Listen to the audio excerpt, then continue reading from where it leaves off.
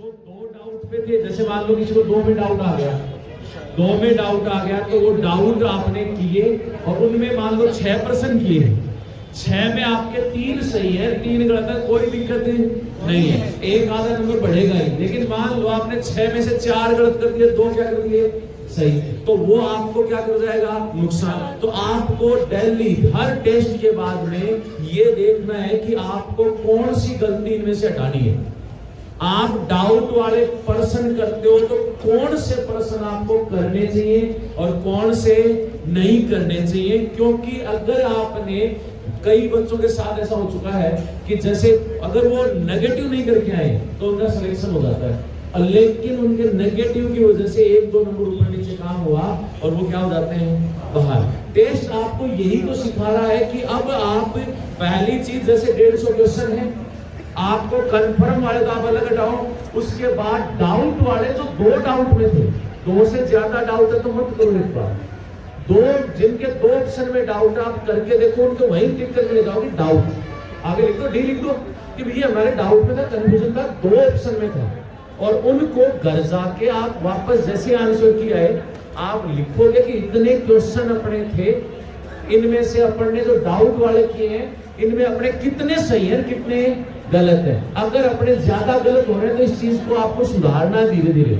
और किस वजह से गलत हो रहे हैं। कई बार क्या होता है, डाउट वाला वो पर्सन गलत हो जाता है जो आपको आते हुए भी आप जानबूझ के डाउट दे रहे हो, तो वो चीज सुधारनी है। क्योंकि एग्जाम में जब बैठोगे ना, मेन एग्जाम में, तो आपके सामने, मेन एग्जाम के सामने जब जाते हो ना तो आपके हाथ कांपते हैं, आपको खुद वो रहता है कि नौकरी है इससे। आज तो आपको इतना डर नहीं लगता, क्यों? क्योंकि आपको पता है कि ठीक है 2 नंबर कम आए हैं, 2 नंबर ज्यादा। आज आप इसी पेपर को या यही पेपर आपको घर पे दिया जाता तो आपके कम से कम 2 या 3 नंबर ज्यादा आते। यहाँ अगर आप कर रहे हो उससे 2-3 नंबर कम, और यही अगर मैंने एग्जाम में होगा तो उससे भी 2-3 नंबर क्या होते हैं कम, डर की वजह से।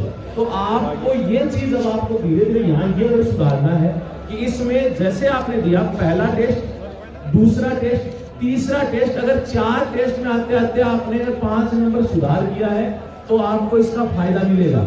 आप ये नेगेटिव पॉजिटिव वाला जो है इसमें आगे बढ़ जाओगे। तो ये थोड़ा सा आपको टेस्ट के साथ इसमें भी आपको सीखना है, और ये आपको कोई और नहीं सिखाएगा। ये एक बार पता चल गया कि आपने टेस्ट में आपको ये चीज सुधारनी है तो आपको खुद को ये काम करना होगा, क्योंकि आंसर भी आ जाएगी, नंबर भी आएंगे, तो आपको ये चेक खुद को करना कि डाउट किस में था। भाई ये बताओ आंसर की, ऐसा बन जाएगा ना कि आपको इसमें डाउट है, डाउट तो आपको ही पता है कि किस किस में डाउट था, कौन सा आपने कर दिया है। तो ये आप आज ही जैसे आंसर किया है कल आए, तो आप कल उसमें पहले वही छांटोगे कि मैंने डाउट वाले इतने % किए थे, इसकी वजह से मैं प्लस में हूं या माइनस में। अगर माइनस में हो तो उसको अगली बार एक बार कम करके देखो, अगर नंबर बढ़ते हैं उस चीज से तो आप उस चीज को सुधारोगे।